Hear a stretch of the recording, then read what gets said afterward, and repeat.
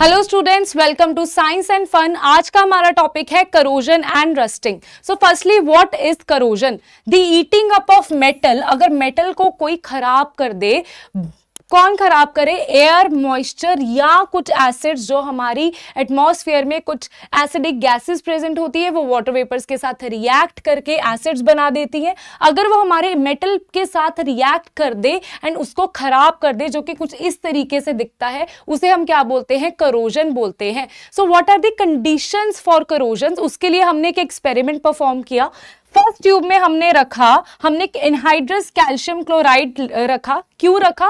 ताकि जो एयर में वाटर वेपर्स प्रेजेंट है वो इसको एब्जॉर्ब कर ले और ये एयर ड्राई हो जाए। सो फर्स्ट टेस्ट ट्यूब में सिर्फ और सिर्फ एयर है which is dry, which don't have water vapours.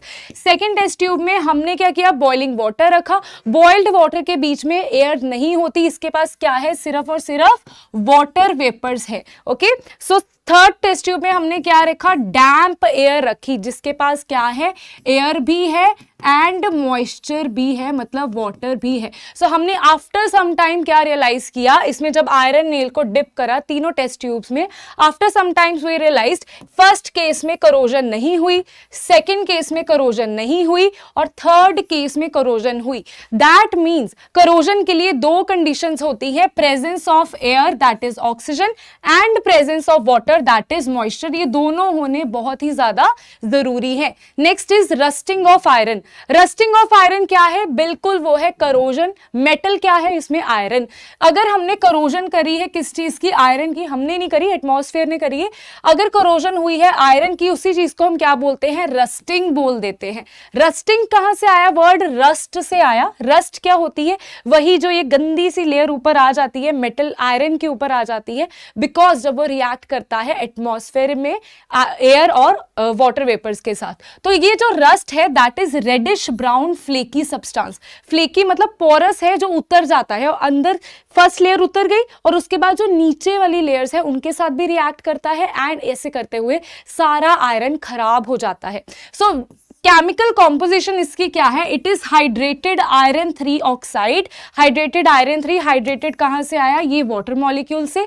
Iron 3 oxide मतलब यहां पे आयरन थर्ड स्टेट में प्रेजेंट है, इसकी ऑक्सीडेशन स्टेट 3 है एंड ऑक्साइड कहां से आया? ऑक्सीजन से आया। Hydrated iron 3 oxide. इसमें X वाटर मॉलिक्यूल्स है which is not fixed at all. Next is prevention of rusting. इसके बहुत सारे मेथड्स हैं जिसको हम वन बाय वन देखते हैं। First is painting. पेंटिंग मतलब आपने देखा होगा घरों में हम रेलिंग्स को क्या करते हैं? पेंट कर देते हैं। क्यों करते हैं?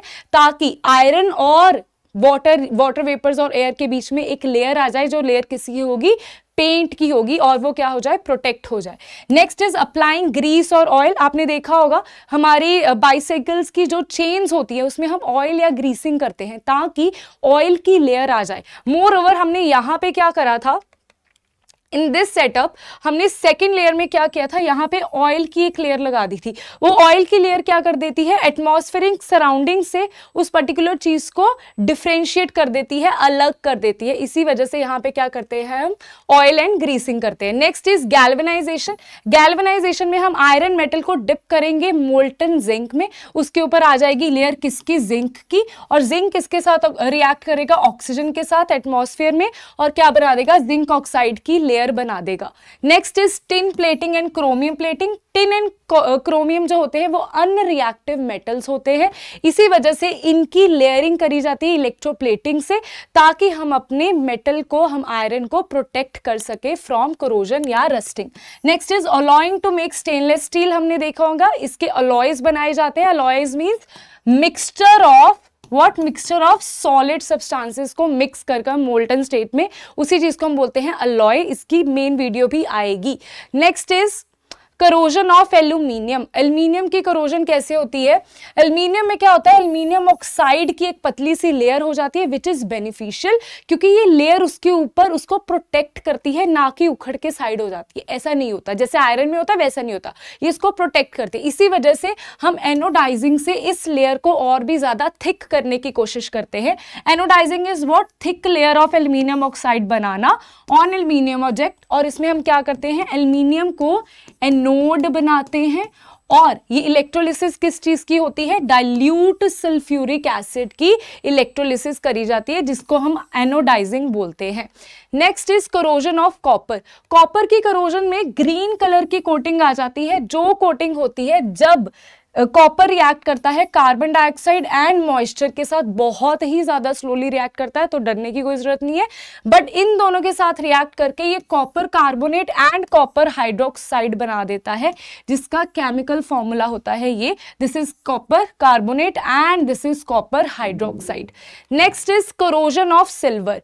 सिल्वर की करोजन आपने देखी होगी कि कुछ टाइम के बाद सिल्वर के सिक्के काले से पड़ जाते हैं। वो किसकी वजह से होता है, क्योंकि सिल्वर रिएक्ट करता है सल्फ्यूरिक कंपाउंड से, सल्फर के कंपाउंड से रिएक्ट करता है। एटमॉस्फेयर में H2S गैस प्रेजेंट होती है जो सिल्वर के साथ रिएक्ट करके Ag2 बनाती है, दैट इज सिल्वर सल्फाइड, और यही हमें ब्लैकिश सा सब्सटेंस नजर आता है on silver after some years. Next is corrosion of gold, platinum and titanium. ये तीनों तो बहुत ही ज्यादा क्या है, अनरिएक्टिव है, they are resistant to corrosion. ये करोजन के रेजिस्ट करते हैं उस चीज को, इसी वजह से गोल्ड की ज्वेलरीज बनाई जाती है, वो सालों भर सालों खराब नहीं होती।